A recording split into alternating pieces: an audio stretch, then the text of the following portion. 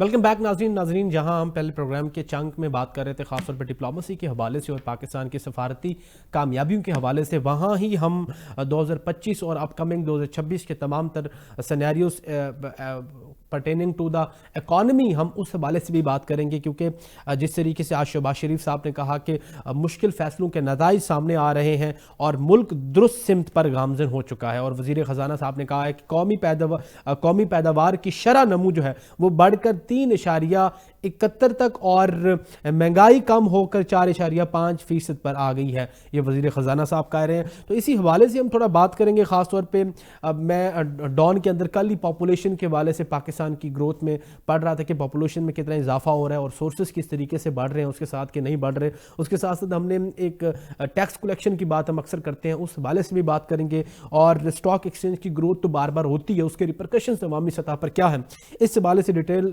जो है वो इस डिस्कशन इस चंक में करेंगे। मुझे ज्वाइन किया है जनाब सुहेल लशारी साहब ने, एक्सपर्टीज़ रखते हैं इकनॉमिक्स के अंदर, और जनाब पाकिस्तान मुस्लिम लीग नून से जो है राजा कमरुल इस्लाम साहब हैं। तमाम मेहमानों का मशकूर हूँ।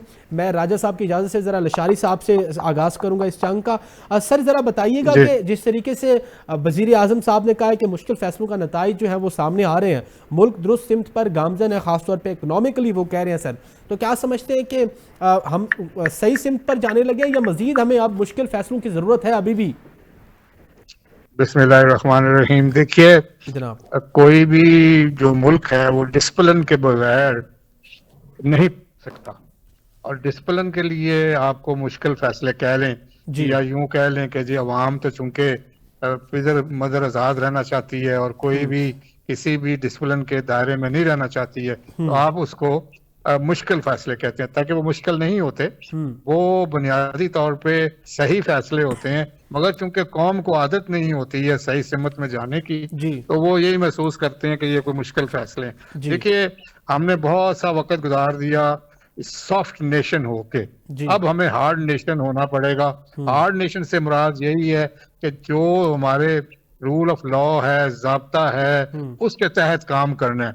आप सिर्फ एक छोटी सी मिसाल ही ले लीजिए कि आपकी ट्रैफिक कितनी बेहंगाम है, आपने चलान करने शुरू किए हैं तो सारों की चीखें निकल गई हैं, क्योंकि हम कभी परवाह नहीं की थी कि हम सॉफ्ट हमारा इमेज रखते थे, अवाम को सिर्फ वोट लेने के लिए हम तंग नहीं करते।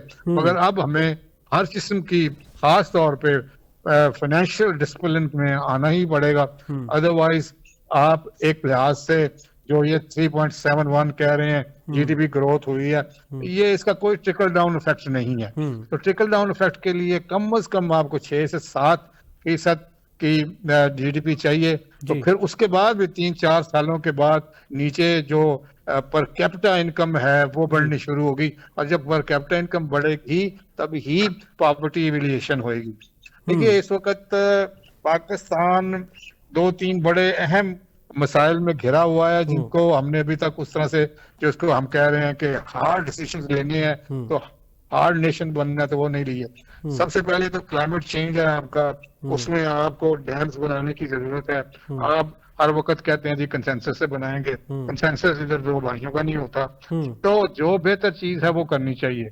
आपके फ्लड्स आ रहे हैं, 126 बंदा आपका फ्लड में मर गया, तो कितनी लाशों के ऊपर आपने डैम बनाने हैं और कितने मारने हैं आपने, और फिर आपके मुआशी, आपके बंदे डिस्प्लेस होते हैं और आपकी ज़राअत डिस्टर्ब होती है। दोबारा मतलब कि इस पे तवज्जो दें।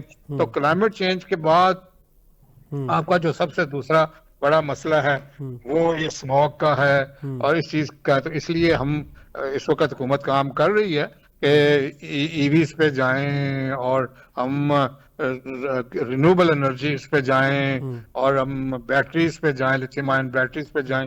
ये अच्छा इकदाम है, ताकि इसमें भी कुछ साल लगेंगे हमें इसको पनपते, मगर फिर वही बात है कि कोई पॉलिसीज नहीं है। बुनियादी बात देखें, ये जो वज़ीर आज़म साहब ने भी कहा है कि अब हमें क्राइसिस से निकल के इंस्टीट्यूशन बिल्डिंग करनी है। तो देखिए जो किताब है ना जी, why do the nations fail, उसमें वो सिर्फ एक ही बात करता है, इंस्टीट्यूशन इंस्टीट्यूशन इंस्टीट्यूशन। तो आपके अदारे इतने मजबूत होने चाहिए कि आप एक अच्छी पॉलिसी साल बाद ना दें, आपका 2 महीनों में पॉलिसी आ जानी चाहिए, फिर जो तसलसल से चले और उसके ऊपर आप काम करें, ताकि आपको पता हो कि आपने कौन सी डायरेक्शन लेनी है। और मैं जैसे पहले आपसे कह चुका हूं कि हमें अपनी पॉपुलेशन को भी बहुत जबरदस्त तरीके से कंट्रोल करना है, क्योंकि ये भी एक एक ये बॉम्ब है पॉपुलेशन पे सर मैं जो आता हूँ, जितनी पॉपुलेशन वाले जी जी मसाइल पे मैं आता हूँ सर। अब जैसे आपने जी खासतौर पे हार्ड नेशन की बात की, राजा साहब जिस तरीके से लिशारी साहब बता रहे हैं खासतौर पे पर कैपिटा इनकम की, सॉरी पर कैपिटा इनकम की उन्होंने बात की, और साथ साथ हार्ड नेशन की बात की कि क्लाइमेट चेंज जो है और ख़ासतौर पे फ्लड के हवाले से हमारे 2026 के अंदर एक पूरा कॉशन है हमारे लिए कि एक यहाँ पे फिर एक सिचुएशन फ्लड वाली बन सकती है। तो जहाँ हम वज़ीर आज़म साहब ये कह रहे हैं कि सख्त फैसले किए गए हैं और उसके नताइज आ रहे हैं सामने, तो आप क्या समझते हैं कि मज़ीद अब कौन से सख्त फैसले हुकूमत करेगी और इसके क्या रिपरकशंस आइंदा आप क्या देख रहे हैं? लशारी साहब सर ख़ास तौर पे पॉपुलेशन के हवाले से आप बात कर रहे थे, तो काइंडली ज़रा पॉपुलेशन के हवाले से बताएं। मैं एक दो प्रोग्राम आपके देख रहा था, पॉपुलेशन पे बड़ी आप कंसर्न थे और डॉन न्यूज़ में पूरी खबर छपी है अब पॉपुलेशन के हवाले से। पॉपुलेशन तो ग्रोथ हो रही है, एक तरफ से आप देखें कि हमारा एक बिलीव है रिलीजियसली कि हाँ जी इस पे आपकी किसी किस्म की वो कोई बात नहीं होनी चाहिए, लेकिन दूसरी जानिब देखा जाए तो एज ए स्टेट इस पे रिसोर्सेज बनाने की भी हमें बहुत ज़रूरत है कि जहाँ पॉपुलेशन के अंदर ग्रोथ हो रही है तो वहाँ पे तमाम इससे रिलेटेड जो भी सोर्सेज हैं उनमें उनको भी हमने बढ़ाना है ना सर। देखिए, जो रिलीजियस ग्रुप की जो एस्पेक्ट है, जो अल्लाह ताला ने माना कि हर एक लिखा हुआ है, मगर कितना लिखा हुआ है ये तो नहीं पता ना।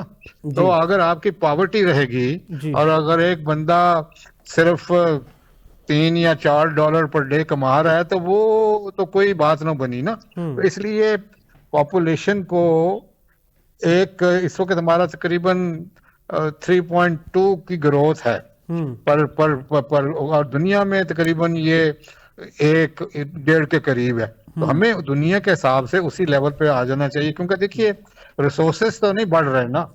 तो वो और मगर आपका जो कंजम्पशन है, कंज्यूमर जो है वो बढ़ता चला जा रहा है और उसकी ख्वाहिशात भी बढ़ती चली जा रही हैं कि ये भी होना चाहिए वो भी होना चाहिए। तो वो जो ग्रोथ उतनी नहीं है तो फिर ऑब्वियसली पॉवर्टी तो बढ़ जाएगी ना। तो उसको कंट्रोल करने के लिए आपको पॉपुलेशन भी कंट्रोल करनी चाहिए, क्योंकि अब जो आइंदा दौर आ रहा है ना जी, वो वर्क हैंड्स का नहीं है, वो वर्क माइंड्स का है। तो आपने माइंड क्रिएट करने हैं, आपने हाथ क्रिएट नहीं करने के 10 बच्चे होंगे तो वो काम करेंगे, पैसा ला के देंगे। अब आपका एक बच्चा भी हो, 2 भी हो, और अगर वो लायक है तो सब कुछ कर लेगा वो। मीनिंग बाय 10 बच्चे से वो 5 बच्चे बेहतर हैं जो माइंड एक्सपर्ट हो, आप ये कहना चाह रहे हैं। अच्छा सर, आप मेरा पॉइंट समझ गए। 2026 के आगाज पर हुकूमत ने एक तोहफा दिया, ट्रांसपोर्टर्स जो है वो किराए में भी कम कराए जाएंगे। इस पे कहा जा रहा है कि नए साल का तोहफा पेट्रोल जो है वो 10.28, हाई स्पीड डीजल जो है वो 8.57 रुपए जो है लीटर सस्ता किया गया। लेकिन इसके साथ साथ यहाँ पे एक ये चीज़ भी है कि नई कीमतों का इतलाक जो है वो 15 दिनों के लिए होगा। अच्छा, जब हुकूमत कोई तोहफा देती है सर, और एक तो बाज़ ये टैक्टिक्स इस वक्त भी इस्तेमाल किए जाते हैं जब हुकूमत को एक टेम्परेरी आपने खुशी देनी हो तो वो किसी सब्सिडी की सूरत में आप रिलीफ दे देते हैं। आप क्या समझते हैं कि पाकिस्तान राइट नो जो इकोनॉमिकल सिचुएशन के अंदर है, क्या ये ऐसे तोहफे दे देना 15 दिनों के 20 दिनों के सब्सिडी का सिस्टम बना के, क्या वो ज़रूरी होता है सर, या बेहतर हो सकता है सिस्टम के लिए?